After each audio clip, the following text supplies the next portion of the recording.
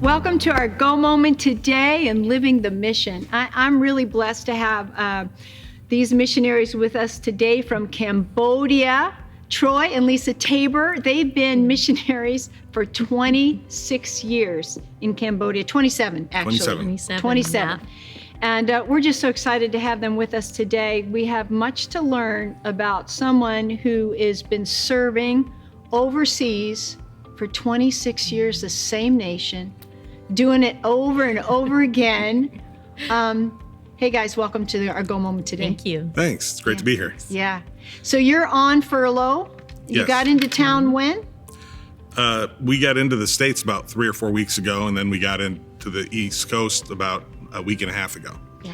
So tell us real quick, what's it like to adjust? Because you were over in Cambodia 4 years this last time. Yes. Now you're back. What's that adjustment like, real quick? Well, it's kind of shocking, but a lot of that has to do with the pandemic too. Yeah. I mean, not just we'd have a normal adjustment period that would go on, but now with the add-on of COVID and the uncertainty that's there, this has been an adjustment different than all the other ones. It's been very strange. Is it strange? Very strange. Yeah. Yeah. Because you don't know what to expect. Every place you go is different. Yeah. You have different restrictions and different ideas of how we should be doing things. And so it's always a change. Always a change. When you're preparing to leave to come back, because you're here now for a year, Yes.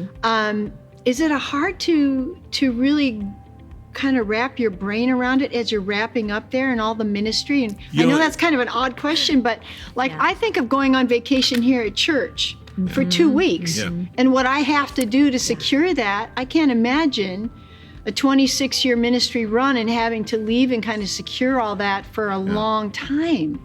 Yeah, it's changed over the years. Early on in our career, we did have to plan everything around a cycle of 4 years that everything would wrap up. Yeah. Because you disconnect. Yeah. But the internet, one of the great things about the internet is that you're able to stay connected. That is true. And one of the worst things about the internet is you're able to stay connected. so we continue to do ministry in Cambodia right now. In fact, just this morning, a few hours ago, we were online doing a small group, mentoring group at our church that we are involved with in Cambodia. I work with radio station. We have different projects that are going on that continue to go on and we continue to connect with over the internet. So rather than, some people think, oh, that's great, they give you a year off to go and relax, and it's absolutely not that. Right. We're visiting between 100 and 200 churches during that year. And now with the internet, we stay connected to the ministry we were doing. So it's like adding another full-time job on. It's like you're not quite free from that's it. That, which is a good thing, really, at the end of the day. Yeah. So what is your primary role? Has your role since you started in 26 years ago to what you're doing now shifted a lot? It's changed a lot. Has it? When we first went into Cambodia in 1994, they were still in the middle of a civil war, primarily a communist country at the time. And so we went in as a humanitarian aid group. Okay. We ran an orphanage of 120 kids. We did church planting work. But things changed very rapidly in the political system there, and so we were able to shift into media ministries full-time in 1996. And what does that mean? Media ministries is a little bit of everything. I mean, we've done everything from full-length evangelistic films that are released in theaters to radio programs to children's discipleship materials to distance education for pastors and leaders. Just about everything. Really, if you boil down media ministries into just one sentence, it's anything that helps the church communicate God's love and grace more effectively with the world around them. And that's it. So was there a particular reason why you had to shift to that method of ministry? No, it wasn't a have to. It was we got to. I spent a lot of time running. I love it. I spent a lot of time running from God, from a call on my life. And so during that time, I was a radio, TV production, and cinema production major at Southern Illinois University. How about that? Worked at a TV station. And when I got my life right with God, I put all that on the altar and figured I'd never do it again. Went to Bible school, graduated and with missions major, youth pastored, went to Cambodia. And like I said, we ran an orphanage, did church planting, and all of a sudden things started opening up and the opportunities were there for media ministries, and really a need for it, because of the lack of training and things that were there. And so because of my background, I was able to drop into that, and it became really a primary thing. And it's amazing to me how God redeems even those times in your life when you're running from him and doing other things. Yeah. And probably, like, I think sometimes we have the mindset when you do missions, you're going to do a bunch of stuff you don't want to do. Yeah. Like, I think sometimes we think about that as missionaries, right? God's going to make me do what? And I think God, we had a missionary a couple of weeks ago, and he was just a on-hands guy. He wanted to run facilities. He wanted to help with maintenance. He wanted to help with buildings. He wasn't a preacher. He didn't have that call in his life. Mm-hmm. And then at the same time, he's like, I can't do missions because I can't preach. I think God is so amazing to orchestrate, if you will, those gifts and talents that we have to do the work of the ministry wherever that is. Absolutely. In whatever country he sends us to. Yes. Exactly. Yeah. So you get to live out your passion for all that and do the gospel. Yeah, it's been really exciting. The things that we've had the opportunities to do have been things we never dreamed we'd get to do. Yeah. Yeah. And you have 2 children. Yes. And did you have your babies on the mission field, or did you take them over there as babies and raise them? How'd you do that? They were both born in America. They were both born in America. Yeah. Okay. And they were both taken to Cambodia, one at 10 months, the other one was 2 months Okay. old. So Wow. yeah. So from a very young age. One of them, our oldest son was born on a regularly scheduled furlough, and our second son, we had a medical furlough that they allowed us to come back for a few months for his birth. Just for his birth. Yeah. The back then in the early 90s, there was really not any good medical facilities in the country. So. Yeah. And so when you went there, you were telling me that there was actually almost 0% Christian works It was there. very few. Yeah. The Khmer Rouge had really tried to wipe out any Christian influence. There had been a big revival prior to the Khmer Rouge taking over. Oh, okay. But by the time we arrived, I only knew of 2 people who had lived through the Khmer Rouge that were still there, that were Christians beforehand. And they had pretty much, they hadn't completely wiped it out, but really close. When we arrived in 1994, we'd had missionaries back in Cambodia for about 3 years at that point. And there were about 140 evangelical churches in the entire country. So that's everything, any Bible-believing church you count. Today, there's close to 4,000 churches there. Well, so that's a lot. God's done some amazing things, going from 120 to 44,000. That's something that's been a lot of fun to be a part of.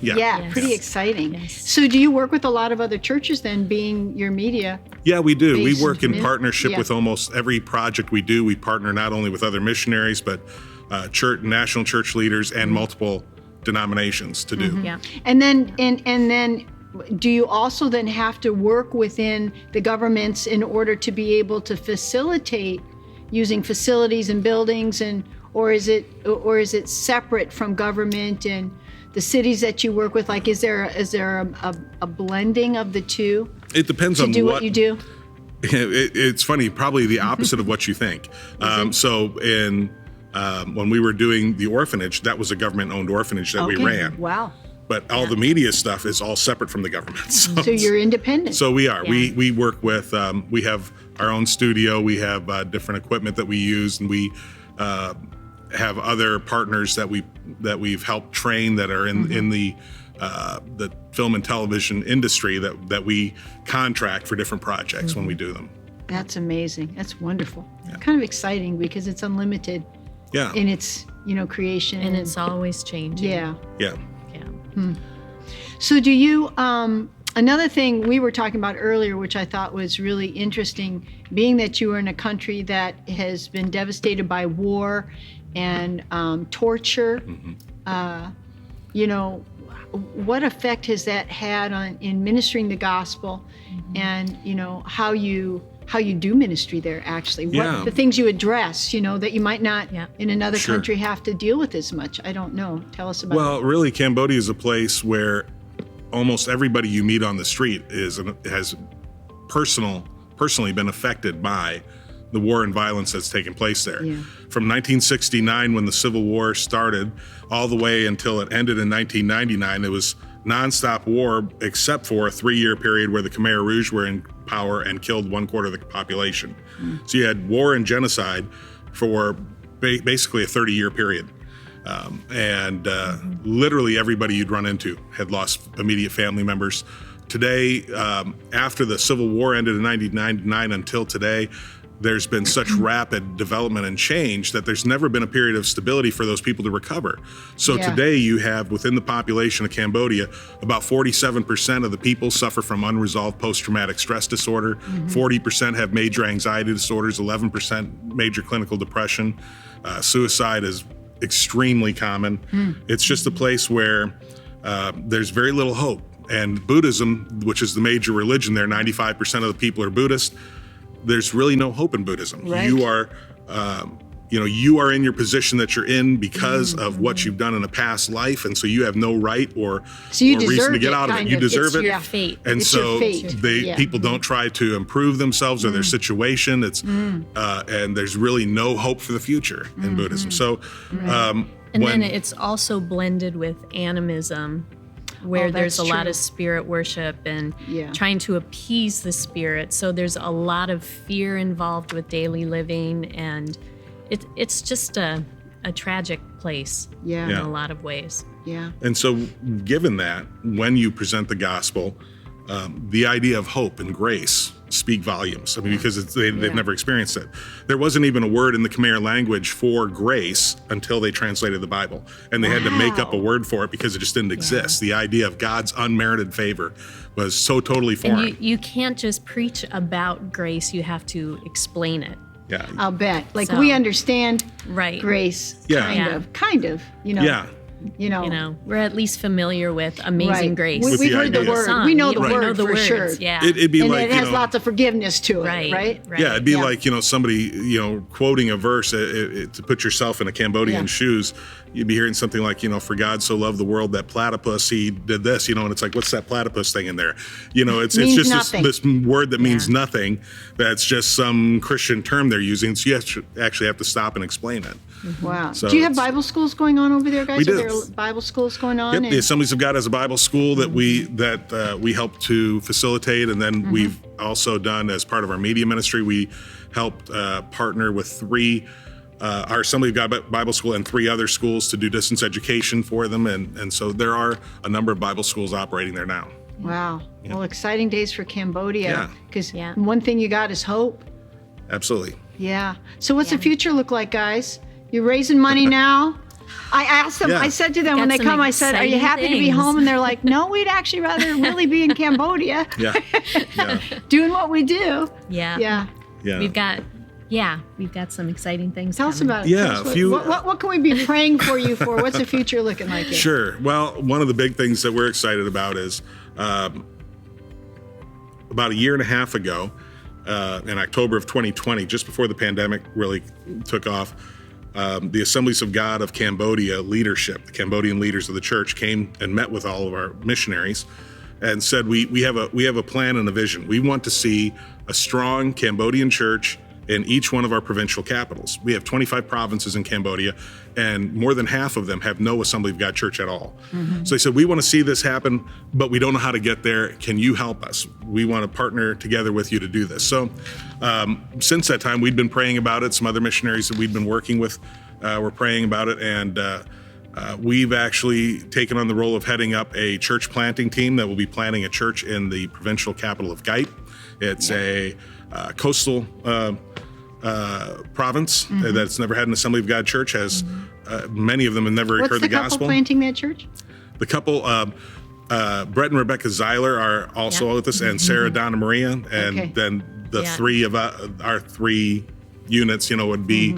The reason why I bring it up is we support the Zeilers. Support the Zeilers. Yeah. So I thought that was the city, but I'm like, I better ask. It is, And so the Zeilers were, we mentored them last term, and we're excited about getting back. They're about to leave in a few weeks to go back, and Sarah Donna Maria, the other person, just got there. So we kind of switched places. We had been there, and they had both been here, and now we're switching. And by the time we get back, they should be in Gaipe and be able to. We'll be down splitting our time between there and the capital. You can take the missionary out of the country, but you can't take the country out of the missionary, right? That's true. Wow. Well, you got a lot going on. A lot of great things going on. Yeah. Well, you're itinerating right now. Did I hear you are a Wisconsin person or a sort Minnesota of. person? Well, we keep our permanent address in Wisconsin. We do. Do you? Oh, really? My brother pastors in Wisconsin, and so Where? In Jefferson, Wisconsin, right halfway between Madison and Milwaukee, right off 94. How about that? And so we use his address as our permanent address. So our car, we drive around the East Coast with Wisconsin plates, and it makes it so much easier when you got an address, doesn't it? It does. Yeah. So yes, we'll be back out there in a few weeks, and then we'll be back and forth a little bit between Midwest and New Jersey is our home district. Okay. Oh, that's right. New Jersey home district. Yeah. That's right. Yes. I remember Al telling me that. Yeah. Well, listen, thanks. They traveled all the way back just to do this Go Moment today because they're heading out. They're going to be really busy. And so I just ask that you keep this wonderful couple in prayer. They've got 2 kids, but they're both out of college now. They're both out of college. So no money out that way. Yeah. No. Anyway, they have 2 young men who are, where are your kids serving right now? Real quick, sorry. My youngest son, Alex, is in Missouri. He's doing freelance art work. Okay. And then my older son, Dimitri, just finished at Valley Forge, and he's working with the church and trying to pay off bills so he can go be a missionary in Japan. Wow. I love it. I love it. So guys, keep them in prayer today. This was a great Go Moment because I think sometimes, we need more insight into that deep calling of God that it's kind of unchangeable and unshakable. And you can see that they just keep going and going and going. And God makes a way for you every time, doesn't He? Yeah, amen. Yeah, Absolutely. Amen. And you don't see it changing, do you? No, I don't. We don't have any plans to do anything different. Just keep going. Yeah. Amen. So when you're living the mission, you just got to keep going. Yeah. Thanks for joining us today. We'll see you next time.